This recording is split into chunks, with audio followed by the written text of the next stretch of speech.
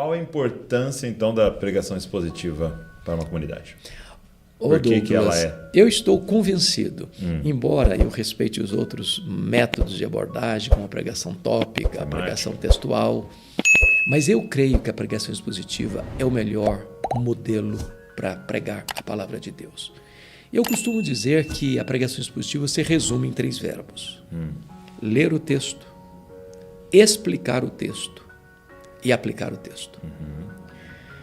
Ler porque o sermão não brota da cabeça do pregador. O sermão emana do texto. Explicar porque esse é o papel do pregador. É abrir a Escritura, expor a Escritura. E aí nós temos uma palavra técnica que nós usamos, você usa, chamada de exegese. Então você vai para o texto não para impor ao texto os seus pressupostos, mas você vai para o texto para tirar do texto o que está no texto. Então, sem interpretação do texto, não tem pregação, porque pregação é a explicação do texto. Mas vem o terceiro verbo, que é aplicar o texto. John Stott tem um livro, Entre Dois Mundos, onde ele diz que pregação é você conectar o texto antigo com o ouvinte contemporâneo. Então, no momento que você faz essa conexão, esse transporta o texto antigo para o ouvinte contemporâneo, você pregou. Porque a pergunta de quem está ouvindo a explicação é esta: e daí? E eu com isso? O que tem a ver eu com isso? Então, você não é pregar fazer um discurso diante do auditório, mas entregar uma mensagem ao auditório. É com você que eu estou falando. Sim. Essa é a aplicação. O que isso muda no século XXI, o que isso muda agora, né? O que a gente precisa aplicar agora, né? Muito bom, muito bom. E é interessante do sermão expositivo, né? Ou da igreja, porque a gente estava aqui numa série Sermão da Montanha, né? Sermão da Montanha, fazendo ele inteiro com a igreja, e você vai chegar no texto do divórcio. Exato. E você vai ter que lidar com isso. Você vai chegar no texto do jejum, você vai chegar no texto da generosidade, da esmola, e às vezes não é nenhuma maldade, né? Mas dificilmente você pensa, você está lá na sua casa, lá como pastor, né? E fala assim, acho que hoje eu vou falar de divórcio com o pessoal, né? Não é uma vontade que você tem, né? E eu costumo brincar com isso, que a pregação expositiva livra você dos milindres. Né? Imagine essa cena que você mencionou aí, de um pastor jovem que está chegando numa igreja e tem lá um líder da igreja que está vivendo um conflito conjugal. Sim. Mas é a pessoa que, nos bastidores, se ele inclinar para a direita, o pessoal vai para a direita. Se ele mandar ir para a esquerda, vai para a esquerda. Aí o pastorzinho novo chega lá, presbítero numa crise conjugal, o líder da igreja na crise conjugal, e fala: meus irmãos, eu vou falar sobre divórcio. E aí esse cara já torce o nariz. A família dele já fica desconfortável. Ou esse cidadão levanta no meio do sermão e vai embora, ele leva a família embora. E esse pastorzinho pode arrumar a mala e ir embora, porque ele não consegue mais ficar lá. Sim. Mas imagine, dentro da sua cena, que ele esteja ou expondo o Sermão do Monte, ou expondo o Evangelho de Mateus, de uma forma geral. E no domingo passado ele expôs Mateus 18, falou sobre perdão. Mas no domingo que vem, todo mundo espera que o pastor exponha Mateus 19. E o assunto fala de divórcio. Se ele pular, é pior ainda. Mas espera-se que ele vai expor Mateus 19. Então não tem milindre. Se esse camarada... Não é uma indireta. Não é indireta, não é carapuça. Isso é maravilhoso. Faz muito sentido. Muito bom. E como é que o senhor prepara um sermão? Você tem um método bem fixo? Eu estava agora com o Jaider, nós gravando um congresso sobre pregação essa semana passada. É mesmo? Lá nos estúdios da LPC. E a Raquel Novaes, que é uma cantora muito querida, estava lá. E ela ficou assim, impressionada e até perplexa quando eu afirmei isso, numa pergunta que foi feita. Quanto tempo o senhor gasta para preparar um sermão?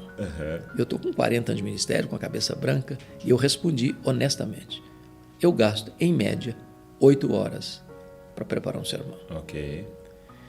Porque às vezes, Douglas, as pessoas têm uma ideia de que você, depois de um tempo de ministério, como você e eu, um pouco mais de tempo, cabeça branca já, que fazer sermão é uma coisa natural.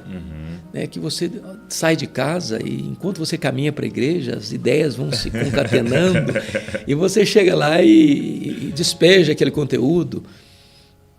E as pessoas não percebem que é um trabalho árduo, afadigar-se.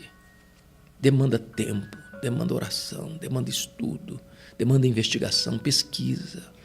e você põe uma coisa no outro, e aí você prega a primeira vez e, puxa vida, não foi tão legal.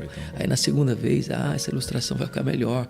Aí você, na terceira vez que você prega, o sermão já está mais redondo. Né? Então, cada sermão tem a sua história, mas em média 8 horas. Então, o que eu faço? Primeiro, na pregação expositiva, é aquele texto. Qual é? Já estou estudando o texto, o trecho, o livro. Então, eu vou ler o texto 1, 2, 5, 10 vezes. Gosto sempre de ter um papel em branco, uma folha, e vou anotando o que me chama a atenção, os verbos, as conexões, as repetições, as ênfases, fazendo uma pergunta vital, que Haddon Robson chama de a big idea, a grande ideia, ou Jay Adams diz o propósito. Qual é o propósito desse texto? O que está na cabeça do autor? Qual a mensagem principal? O que ele quis dizer? O que ele está falando?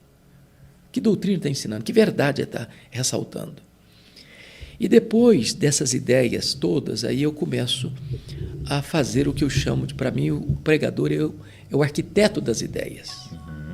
O que significa isso? Imagine que você tenha pedra, areia, brita, cimento, madeira, tinta, etc, etc, etc, etc, ferro, amontoado para fazer uma casa. Você tem tudo que para fazer uma casa, mas você não tem uma casa. Você tem os elementos. Okay. Mas o arquiteto consegue ver essa casa e desenhar essa casa, e colocar em 3D essa casa, antes da casa brotar do chão. Então, o pregador é o arquiteto das ideias. E aí ele vai dar estrutura a esse pensamento. Então, ele vai ter um tema, o tema é o sermão resumido, os argumentos é o tema desenvolvido. E aí ele vai pegar esse esqueleto, montar esse esqueleto, depois ele vai encher esse esqueleto de carne, de nervos, de pele. E aí tudo ganha vida, e tudo ganha beleza, e tudo ganha harmonia, tudo ganha sentido. Me permita um exemplo. Sim, por favor. Eu era seminarista quando escutei um pregador famoso em Campinas pregar sobre o filho pródigo.